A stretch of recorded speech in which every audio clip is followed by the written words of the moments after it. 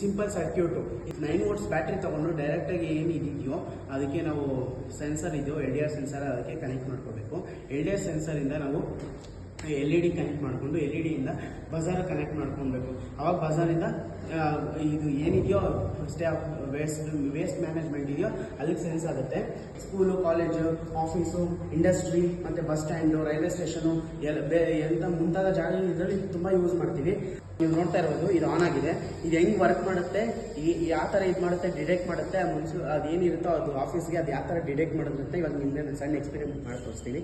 Normal paper ತೊಗೊಂಡು ಹಾಕ್ತಾಯಿದ್ದೀನಿ, ನೋಡ್ಬೋದು. ಅದು ಡಸ್ಟ್ಬಿನ್ ಫುಲ್ ಆದರೆ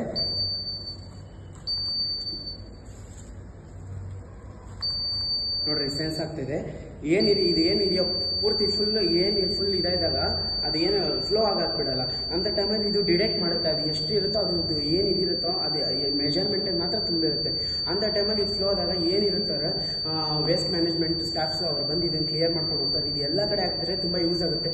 ಇದರಿಂದ ಏನೇನಂದರೆ ಇವಾಗ ನಾರ್ಮಲ್ ಕಡೆ ಎಲ್ಲ ಡಸ್ಟ್ಬಿನ್ ಇಟ್ಟಿರ್ತೀವಿ, ಅದರಿಂದ ಬಿದ್ದು ಅದನ್ನು ಹಾಕಿ ಹಂಗಿದ್ರೂ ಹಾಕ್ತಾ ಇರ್ತಾರೆ.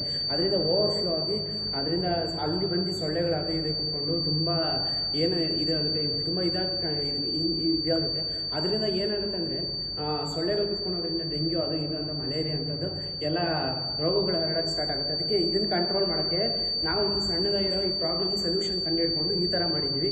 ಇದನ್ನೆಲ್ಲ ಕಡೆ ಅಳವಡಿಸೋದ್ರಿಂದ ತುಂಬ ಯೂಸ್ ಆಗುತ್ತೆ. ಮತ್ತು ನಾರ್ಮಲಾಗಿ ಎಲ್ಲ ಅವರೇ ಬಂದು ನೋಡ್ಕೊಂಡು ಮ್ಯಾನ್ ಪವರ್ ಇದಾಗುತ್ತೆ. ಅಲ್ಲಿ ಮ್ಯಾನ್ ಪವರ್ ಅಂದರೆ ಬಂದು ಅವರೇ ನೋಡ್ಕೊಂಡು ಹೋಗ್ತಾ ಇರಬೇಕಾದ್ರೆ ಇದನ್ನು ಇದು ಮಾಡಿದಾಗ ಇದನ್ನು ಡೈರೆಕ್ಟ್ ನೋಟಿಫಿಕೇಶನ್, ಫಾಸ್ಟ್ ನೋಟಿಫಿಕೇಶನ್ ಕಳಿಸುತ್ತೆ. ಅವಾಗ ಅವ್ರು ಬಂದು ಇದನ್ನು ರಿಕವರ್ ಮಾಡ್ಕೊತಾರೆ.